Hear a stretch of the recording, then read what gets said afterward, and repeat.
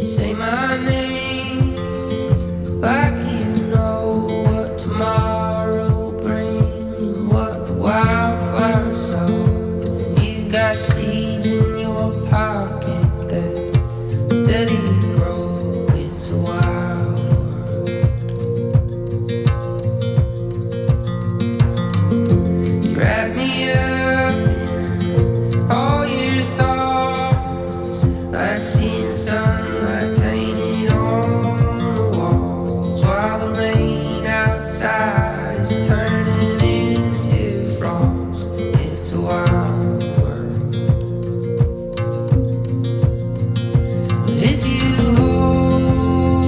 hold on to me, I will hold on to you. Let the tall pines swing, let the years pass through.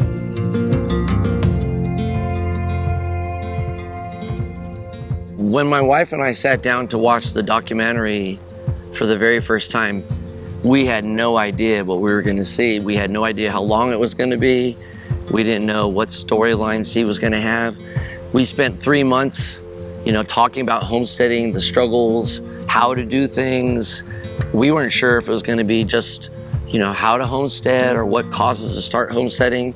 But we were really surprised that it felt like at the end of the documentary, like, oh my gosh, they're going to be showing this at churches or something like that. We're like, it just felt like it really had a spiritual undertone and a thread that went through the whole thing. And I think that was a pleasant surprise, but I think it really shook our hearts and our minds and made us really reflect on what are we going to do with Purely Living.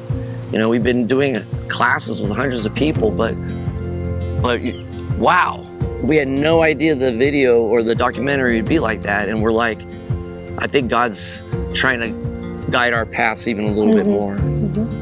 It really lit a fire under us. And I think Steve uncovered what had been hidden in our journey, that our purpose was God-driven. And that's where he's taking us. And we've been letting God lead us. So, even in the beginning when we started building our homestead, we had plans, but then they don't always work out how we plan. His plans are always better. Yeah. And so I've been working on our website, and that's going to be ready to start enrollment for having kids full-time once a week on a bridge program school where we're going to lead kids in natural living according to God's law and teach them what we've been learning so that they can experience it and hopefully use the skills that they learn with us and start something on their own. The whole process with us building our homestead has been refinement, and it's been difficult. And we're on year 6, and my heart has not stopped yearning for more. But we're really excited to see where we're going to take it, because we really want to follow where the Lord takes us. And in fact, our foraging classes are going to be called what, honey? Follow the sun.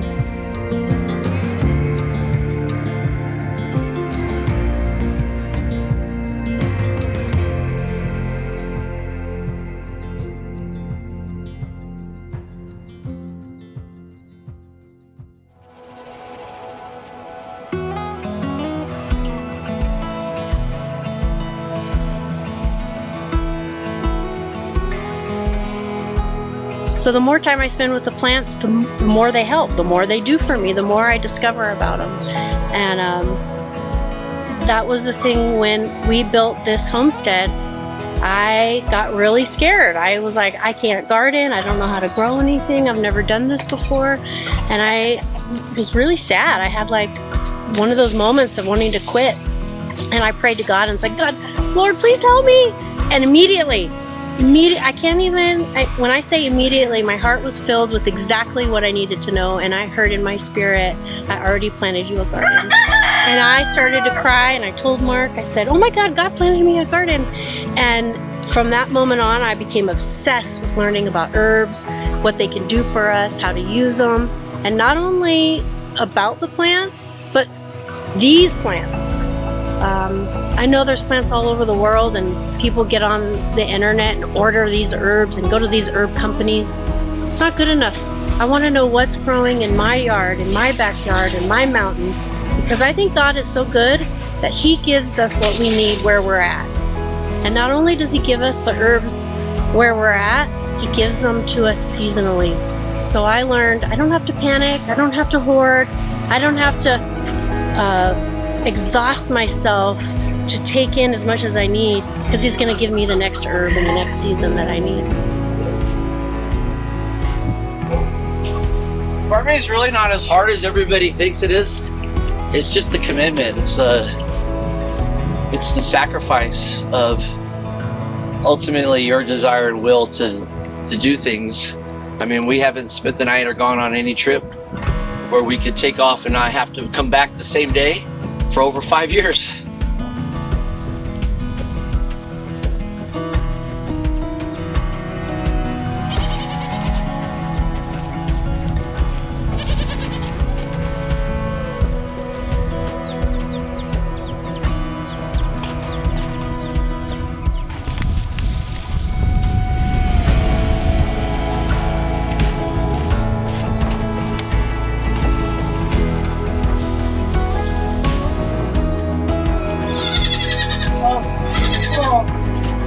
Super full, huh? And when the babies are 3 weeks old, we can separate them from mom and start milking. So today's the day we get our milk. This is our main milk. We prefer goat milk, and everyone's been anxiously waiting for the new milk. We're going to be moving the adolescent birds into the main coop today, so that we replenish our birds like every 2 years. And today we hatched, or this year we hatched like almost 100 chicks. Because Mark teaches at a elementary school, we incorporate what we do here with the kids.